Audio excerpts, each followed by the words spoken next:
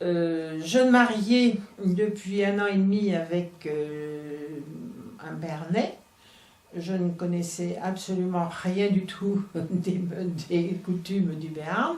Et il a fallu, ma belle-mère m'a demandé d'assister à l'enterrement d'un ami de la famille.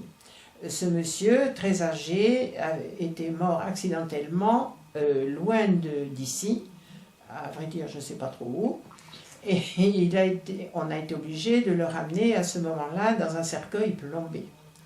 Donc on l'a ramené dans un cercueil plombé, et le jour de l'enterrement, à la mise au tombeau, la messe a eu lieu dans la petite église de Mérac.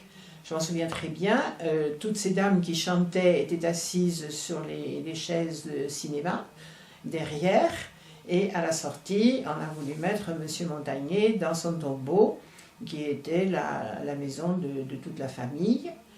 Malheureusement, ce tombeau, d'abord les gens, il y a un certain temps, tous les gens étaient beaucoup plus petits que maintenant, et ce tombeau et ce cercueil plombé était encore en plus grand que les autres. Il n'a jamais pu rentrer dans le trou, dans la caverne.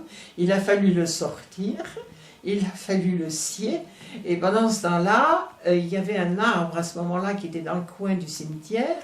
Le prêtre lisait des prières en attendant que ces messieurs aient fini de scier le cercueil. Ça faisait un certain bruit, évidemment. Et en plus, c'était à l'automne, c'était fin novembre, il y avait des branches qui remuaient, il y avait du vent, il y avait des branches partout au-dessus du curé. Tout ça, c'était tellement curieux, bizarre, que vraiment, pour moi, c'était un fou rire. Hein.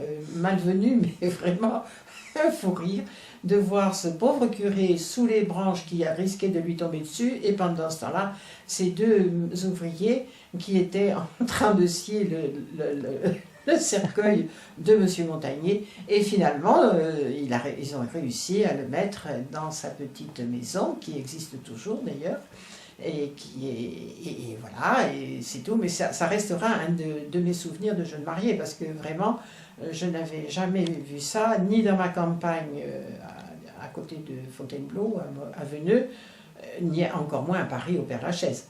Donc voilà, c'était pour moi, c'est un souvenir qui restera vraiment gravé de mes premiers pas dans le Béarn, dans la vie de Mérac en fait. Voilà.